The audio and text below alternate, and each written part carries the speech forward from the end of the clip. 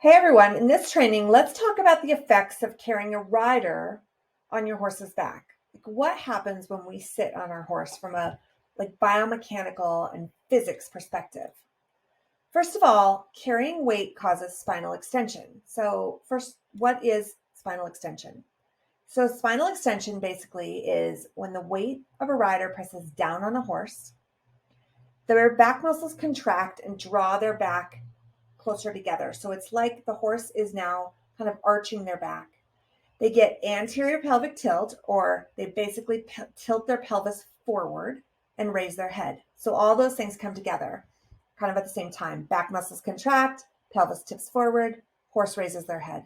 If you've ever backed a young horse, kind of for the first time, when you first sit on them, often their reaction is they pop their head up in the air, their back gets real stiff, and they're kind of like, whoa, how do I handle this weight on my back? That is spinal extension. A horse isn't super athletic in this position, but they are very, very stable. So, because they've kind of like locked their back and created a very rigid brace. When we train a horse, for them to be athletic and then use the rest of their body properly, we need to teach a horse to carry a rider with spinal flexion. So what is spinal flexion? It's basically the exact opposite. The difference between extension and flexion not only is opposite in movement, but flexion, you can almost think about, I'm like bringing the puzzle pieces of the bones together and kind of locking them. Flexion, I'm opening things up and asking muscles to do a lot of dynamic stability. So flexion inherently isn't quite as stable as extension, but it allows the horse to use their athleticism and engage a lot better. So when a horse goes into flexion, it is initiated by core muscle or abdominal muscle contraction, along with some back muscles that are on the bottom side of the vertebrae. Everything is contracting and lifting the back up. You get posterior pelvic tilt, so the horse is tilting their pelvis back towards their tail, and then they're lowering their head and creating basically the reverse strut of what we see in extension. In extension, we see the back go down and kind of arch, and with flexion, we see the back come up and round. When we train a horse properly, we teach them to coordinate muscle groups and do things like synergistically. So in physical therapy, we have this expression, what fires together is wired together. And so that's a lot of what we're doing when we are training a horse how to carry us, how to carry a load, is we're saying, I know when I sit on you, your first reaction is to raise your head, contract your back muscles, and kind of lock your back in this super stable, rigid brace. But trust me when I say that makes you not as athletic, makes you very stiff. And I need you to engage your belly, tilt your pelvis towards your tail, lower your head, and lift me up. And that's going to give you back so much of your power, stride length, and spring.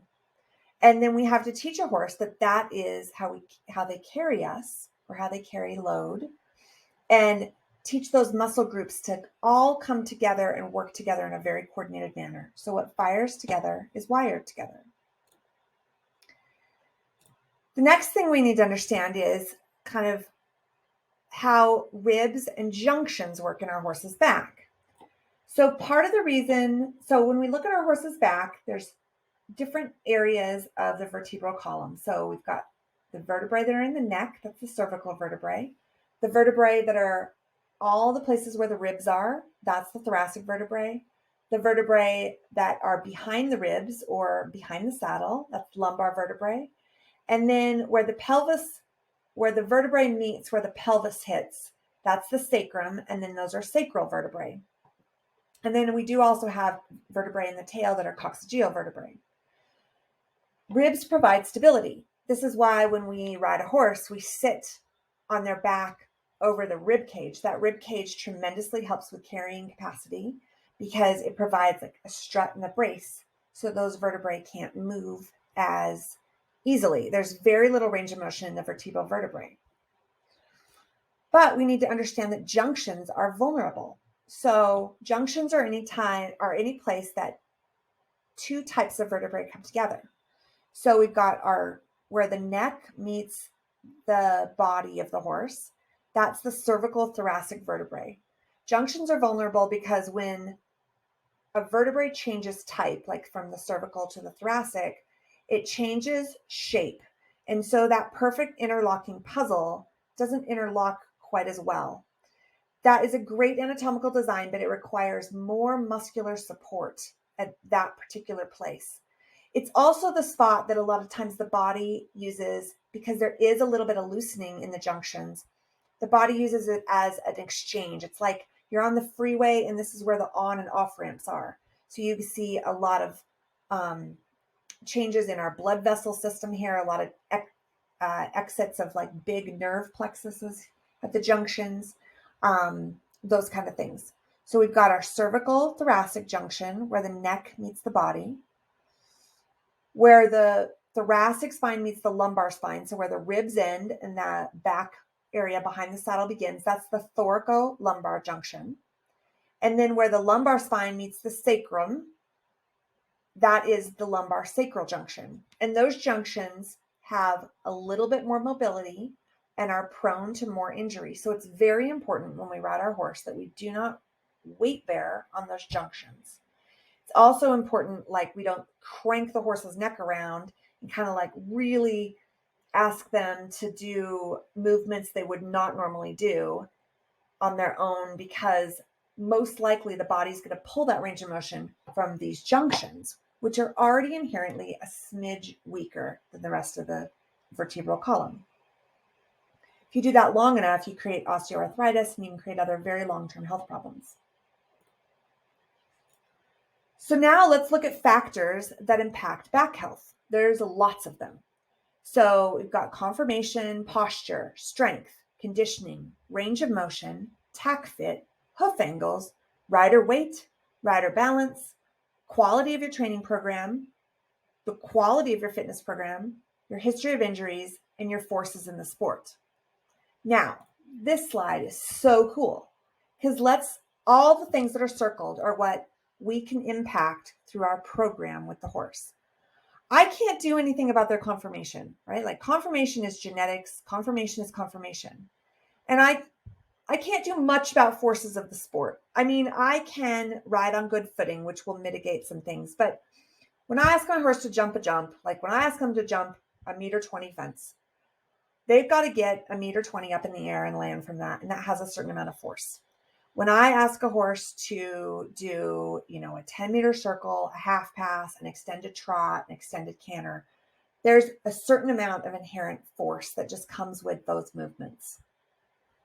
But all these other things I can have an impact on.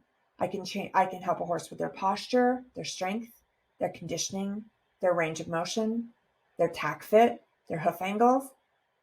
I can help myself with my weight. I can help myself with my balance. I can look at the quality of my training program, the quality of my fitness program.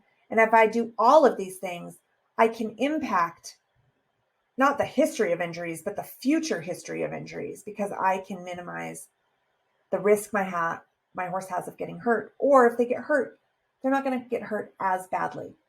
So how we kind of program and plan and assess and monitor our horses has a massive impact on their back health. If you would like to know more about how to monitor your horse's soundness and catch issues early, I invite you to join my course that starts on April 24th called the SOUNDNESS System. Join a wait list and you'll get a discount code, and I'll tell you lots more about the course. It goes on sale April 10th. I'll put the link to it in the video notes. Thank you so much and have a great day.